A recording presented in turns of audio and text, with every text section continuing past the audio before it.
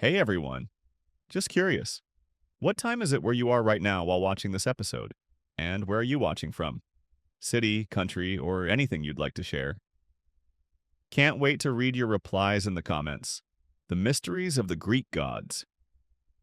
On a gentle evening, with the sky sprinkled with stars that seemed to whisper the secrets of the universe, the small village at the foot of Mount Olympus prepared for sleep. The breeze carried the scent of olive trees and dry grass, while crickets sang a soft melody like a lullaby of the night. In a small stone house with a thatched roof, an old storyteller named Eirini gathered her grandchildren around the fire.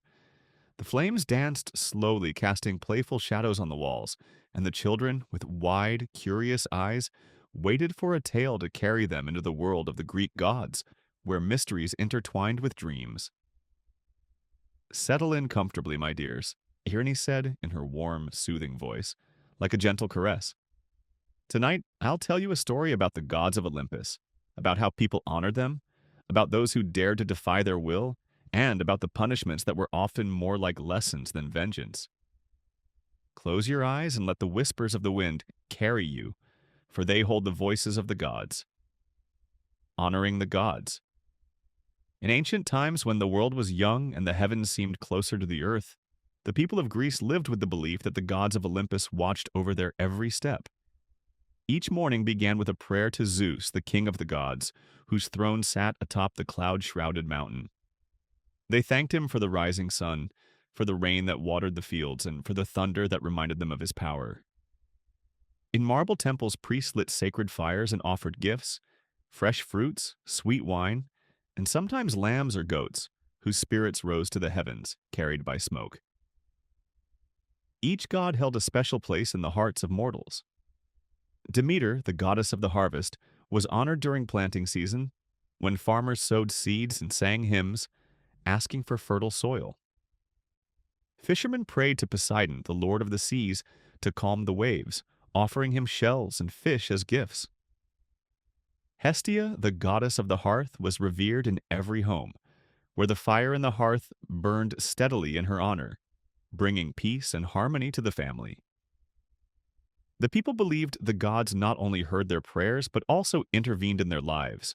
For instance, if a young man fell in love, he prayed to Aphrodite, the goddess of love, to soften the heart of his beloved. If a warrior went to battle, he called upon Ares, the god of war, for courage and victory. On long winter evenings, storytellers shared tales of Apollo, the god of the sun and music, whose lyre melodies enchanted both mortals and immortals. Festivals filled the year, each dedicated to a different god. During the Panathenaea, Athenians celebrated Athena, the goddess of wisdom, with grand processions and offerings of woven tapestries. In spring, the Dionysia honored Dionysus, the god of wine and revelry, with plays and dances that filled the streets with laughter and song. These celebrations were not just acts of worship, but moments of unity, where communities came together under the watchful eyes of the gods. Those who defied the gods. Not all mortals, however, bowed to the will of the gods. Some, driven by pride, curiosity, or defiance, challenged the divine order, believing they could outwit or rival the immortals. These stories, whispered by the firelight, were both warnings and lessons, reminding people of the gods' power and their complex sense of justice. Take the tale of Arachne, a young weaver whose skill with the loom was unmatched. Her tapestries were so exquisite that people whispered she surpassed even Athena, the goddess of crafts. Arachne, swollen with pride, boasted that no one, not even a goddess, could match her talent. When Athena heard this, she descended from Olympus, disguised as an old woman, and warned Arachne to show humility. But Arachne laughed and challenged the goddess to a weaving contest. The two wove tapestries of breathtaking beauty. Athena's depicted the glory of the gods, each thread shimmering with divine light. Arachne's, however, showed the gods' flaws, their jealousies, their deceptions mocking mortal hearts. Though her work was flawless, it was an insult to the divine. Furious yet composed, Athena tore Arachne's tapestry to shreds and touched her forehead. In an instant, Arachne shrank into a spider, doomed to weave delicate webs for eternity, a reminder to mortals that pride could unravel even the greatest gifts. Then there was King Sisyphus, a cunning man who thought he could cheat death itself. When Hades, the god of the underworld, came to claim him, Sisyphus tricked the god, trapping him in chains. For a time, death ceased and the world grew chaotic as no one could pass to the afterlife. Zeus, enraged by this disruption, freed Hades and sentenced Sisyphus to an eternal task, to push a boulder up a hill only for it to roll back down each time he neared the top. Yet, as Eirini told the children, Sisyphus's punishment was not merely cruelty. It was a lesson in humility, a reminder that no mortal could defy the natural order forever. Not all who questioned the gods faced such harsh fates.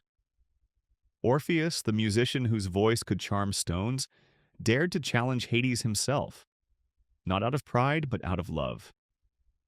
When his beloved Eurydice died, Orpheus descended into the underworld, playing melodies so heartbreaking that even the fates wept.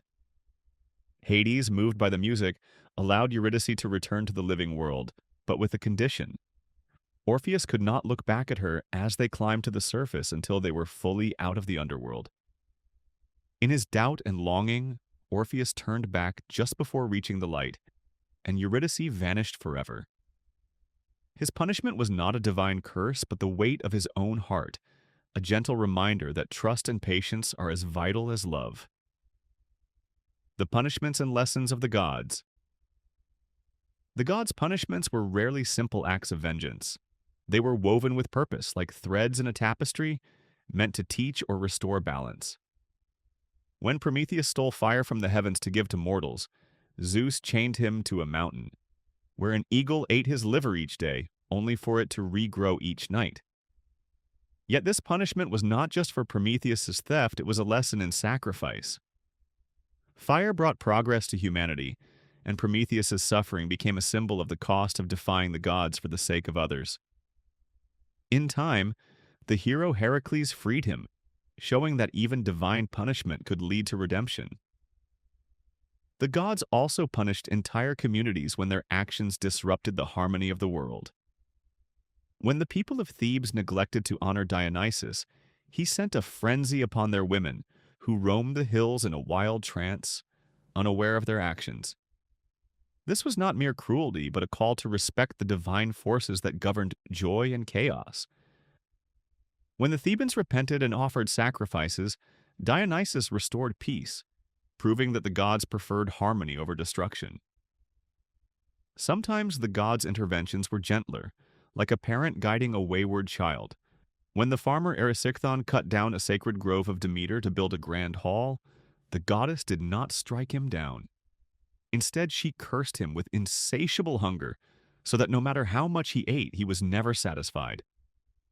His suffering taught his people to respect the earth, and Eirine's voice softened as she described how Demeter later sent a bountiful harvest to the repentant village, a reminder that the gods' wrath could give way to mercy.